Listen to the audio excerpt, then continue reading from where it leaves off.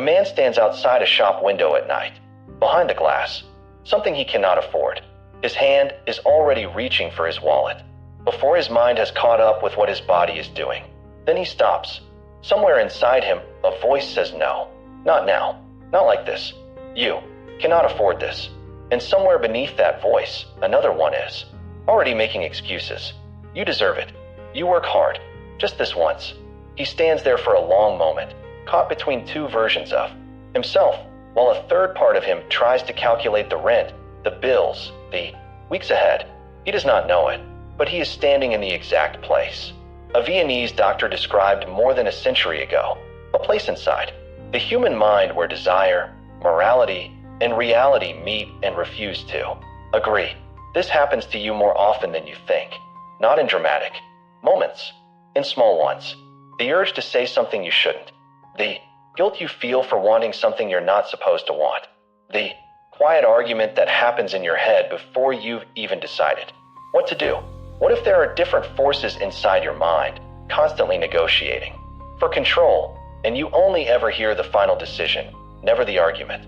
That produced it 100 years before anyone talked about the subconscious mind in casual conversation. A doctor in Vienna was listening to his patients describe dreams, slips of the tongue, unexplained fears, and symptoms that had no physical cause. His name was Sigmund Freud, and what he heard convinced him that the mind people believed they understood was mostly hidden from them. At the time, most educated people assumed the human being was, above all else, a rational creature. You decided things. You reasoned your way to conclusions. Your mind was, more or less, transparent to itself. Freud didn't believe that.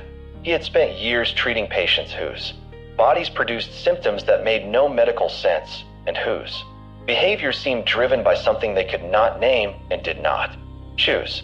He began to suspect that underneath the calm surface of conscious thought, there was a much larger and much stranger territory, a place of buried memories, forbidden wishes, old fears, and instincts that never fully went away.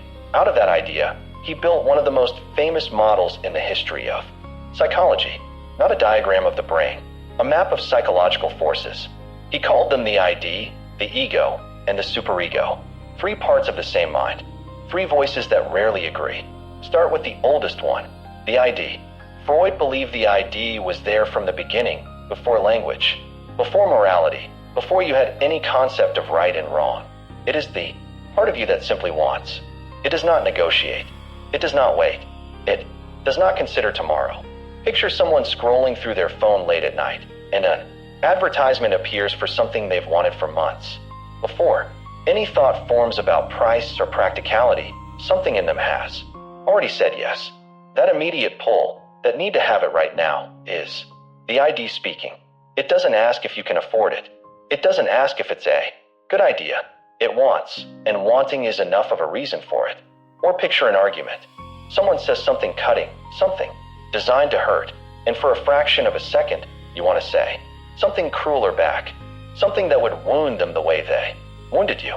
That flash of pure retaliation, before thought, before consequence, is the ID again. It doesn't calculate what happens after the words leave your mouth. It only knows what it wants in that instant, and what it wants is to hurt back. Everyone has felt this. The pull toward the thing you know you shouldn't do. The impulse that arrives before permission. Freud believed this force never disappears, no matter how old or civilized we become. It simply gets pushed underneath, waiting.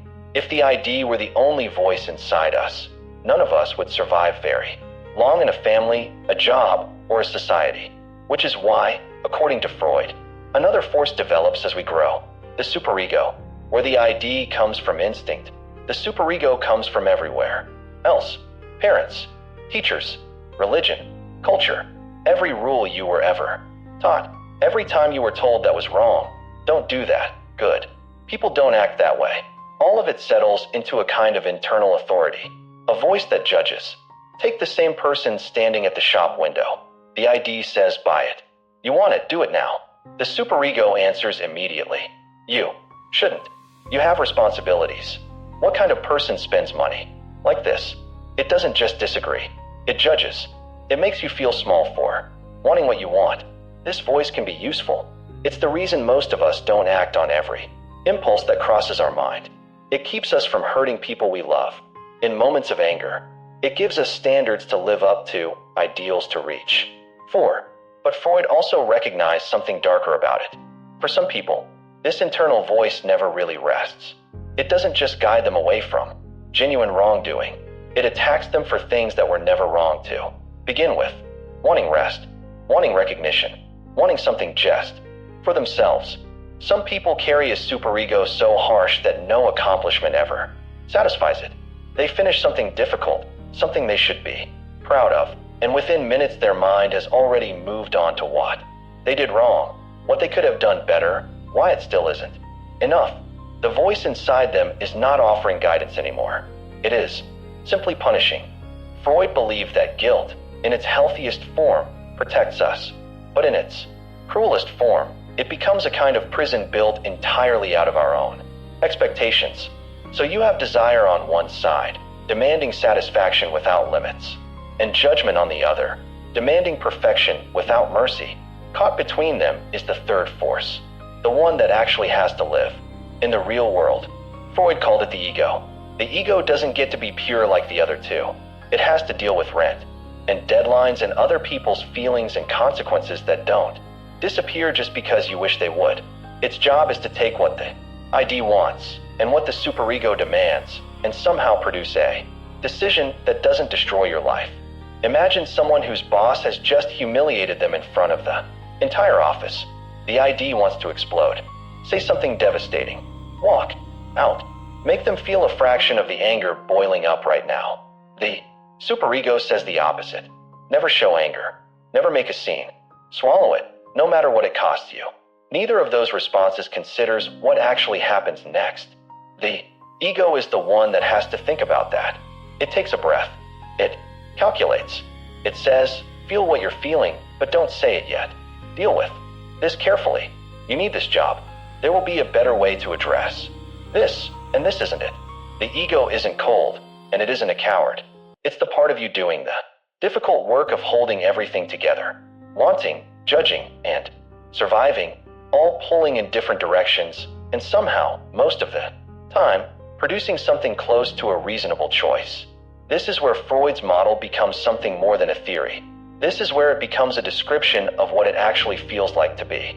A person making a decision pictures someone who hates their job. Every morning, something in them resists getting out of bed. The ID is blunt about it. Quit. Leave today. You don't owe them another year of your life. The superego answers with its own certainty. You should be grateful. You have work at all. Responsible people don't just walk away. Think of everyone who depends on you. And underneath both of those voices, the ego is doing something neither of them bothers to do. It's actually thinking, calculating rent, savings, other options, timing, risk.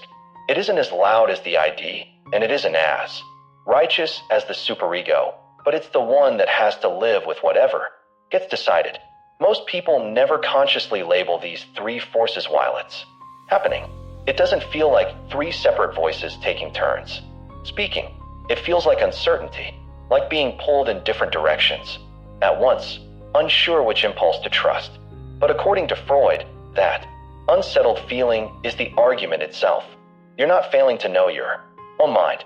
You're listening to it disagree with itself. There's a stranger version of this conflict, one that doesn't announce itself so clearly. Someone wants something badly. Success, recognition, a different life. And yet, every time an opportunity actually appears, they hesitate. They find a reason to wait. They tell themselves they'll start next week, next month, once things settle down. From the outside, it looks like laziness. Even to themselves, it often feels like laziness. But Freud's framework suggests something more. Complicated might be happening underneath.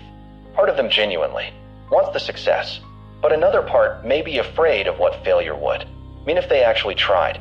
And a third part might fear something even harder to admit. What if they tried and it worked? What would that change? What would be expected of them then? What would they risk? Losing? This isn't a proven fact about human psychology. Freud himself would likely have called it an interpretation, not a certainty. But it offers a different way of looking at a pattern many people recognize in themselves. Sometimes the obstacle standing between a person and what they want isn't laziness at all. Sometimes it's a war between different parts of the self, and the part that stays frozen simply loses less than the part that risks everything. You don't need to study psychology to have felt some version of this, wanting to buy something you can't afford and feeling the pull to do it anyway, typing out an angry message and deleting it before you send it, enjoying yourself, and then feeling strangely guilty about it, as though happiness itself needed permission, knowing exactly what you should eat and reaching for the opposite, wanting to say something cutting to someone who hurt you and choosing silence instead, wanting someone's approval so badly that you become a slightly different version of yourself around them, making a decision, and then, hours later, wondering why you actually made it. None of these moments feel like psychology. They feel like ordinary life.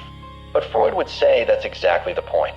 This conflict isn't happening in a laboratory or a therapist's office. It's happening quietly, constantly in the background of everything you do.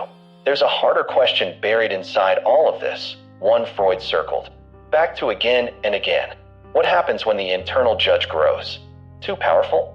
Some people move through life with a version of the superego that never allows them a moment of peace.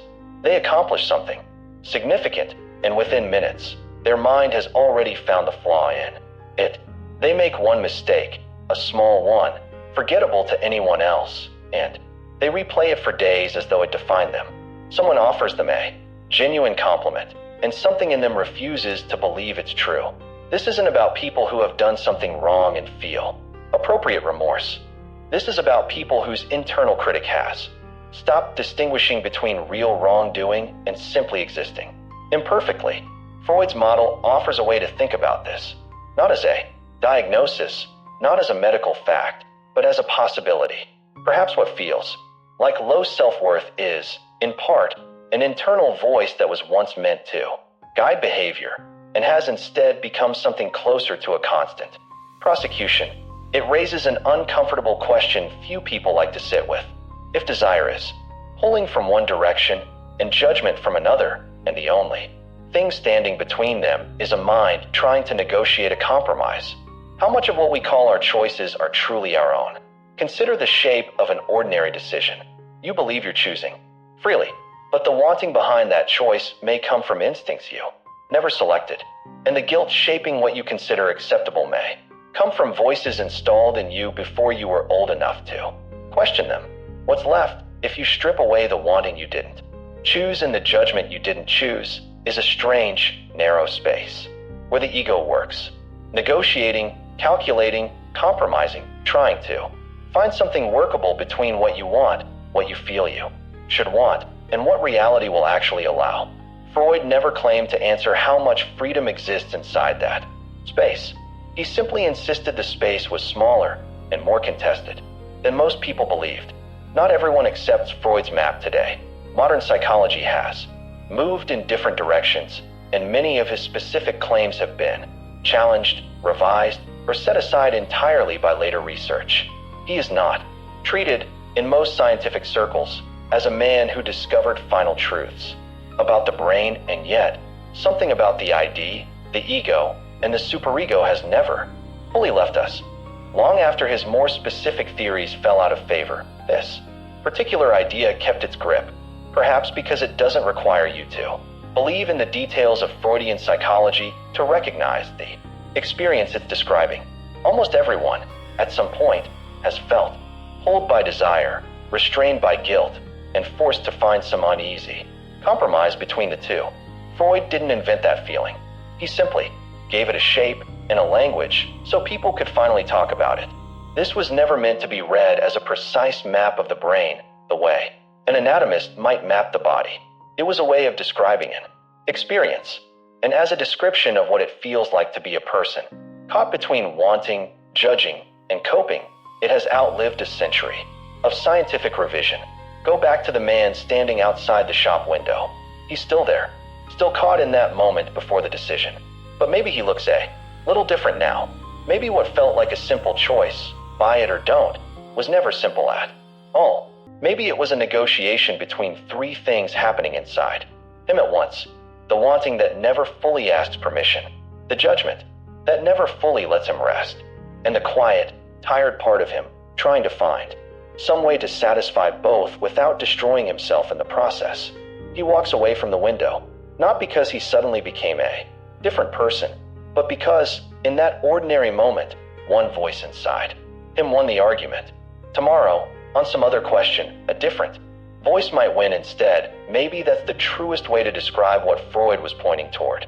The human mind was never a single, unified voice speaking with one opinion.